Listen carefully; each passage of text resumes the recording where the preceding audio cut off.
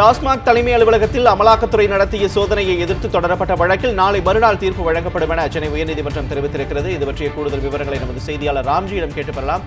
ராம்ஜி, கூடுதல் விவரங்களை பதிவு பண்ணலாம்.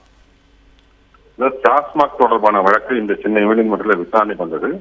டாஸ்மாக் தலைமை அலுவலகத்தில் கடந்த 6ஆம் தேதி முதல் 8ஆம் தேதி வரை அமலாக்கத்துறை நடத்திய சோதனையை சட்டவிரோதமானது என அறிவிக்க கோரி டாஸ்மாக் நிர்வாக இயக்குநர் தாக்கல் செய்த வழக்கு நீதிபதிகள் எஸ்.எம். சுப்பிரமணியம் மற்றும் நீதிபதி ராஜசேகர் அமர்வுல விசாரணை நடைபெற்றது. அப்போது டாஸ்மாக் சார்பில் ஆஜரான மூத்த வழக்கறிஞர் விக்ரம் சௌத்ரி மற்றும் தமிழ்நாடு அரசு சார்பாக ஆஜரான அரசு தலைமை வழக்கறிஞர் பி.எஸ். ராமன் ஆகியோர் வாதிட்டார்கள். அமலாக்கத்துறை எப்போதும் வெளிப்படையாக இருந்ததில்லை எனவும் வெளிப்படையாக இருப்பதாக ஒரு பிம்பத்தை உருவாக்கி அதன் பின்னால் அமலாக்கத்துறை ஒளிந்து கொண்டுள்ளதாக நீதிமன்றத்தில் வாதங்கள் வைக்கப்பட்டது.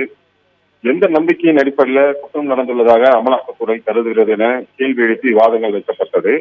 எதற்காக சோதனை செய்கிறோம் என்பதை அமலாக்கத்துறை தெரிவிக்க வேண்டும் என்றும் நீதிமன்றத்தில் தமிழ்நாடு அரசு சார்பாகவும் டாஸ்மாக் நிர்வாகம் சார்பாக நீதிமன்றத்தில் வாதங்கள் வைக்கப்பட்டது.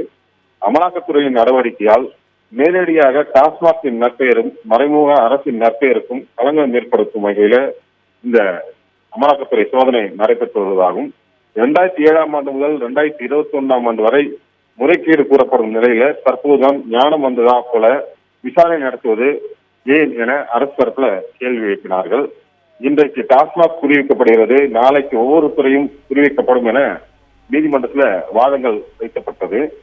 விசாரணை என்ற பெயரில பெண் அதிகாரிகளை அடைத்து வைத்து நல்லிவுல வீட்டுக்கு அனுப்பியது சரியானதா என சரியான நடத்தையா எனவும் தமிழ்நாடு அரசு சார்பாக நீதிமன்றங்கள வாதங்கள் வைக்கப்பட்டது. இதே அரசு சார்பில் கேள்வி எழுப்பப்பட்ட நிலையில அமலாக்கத்துறை சார்பாகவும் நீதிமன்றத்தில் வாதங்கள் வைக்கப்பட்டு நீதிமன்றத்தில் விசாரணை நடைபெற்றது. டாஸ்மாக் ஊழியர்கள் லஞ்சம் வாங்காத முதல் தகவல் வரைக்கும் உள்ளதாகவும் நீதிமன்றத்தில் வாதங்கள் வைக்கப்பட்ட நிலையில இந்த இருதரப்பு வாதங்களை கேட்ட நீதிபதி இந்த வழக்கு விசாரணை 23ஆம் தேதி அன்று தீர்ப்பு வழங்கப்படும் என நீதிபதி எஸ்.எம். சுப்பிரமணியன் அடங்கிய அமர்வு இன்று உத்தரவு பிறப்பிச்சிருக்காங்க. கூடுதல் விவரங்களுக்கு நன்றி ராம்ஜி. நன்றி.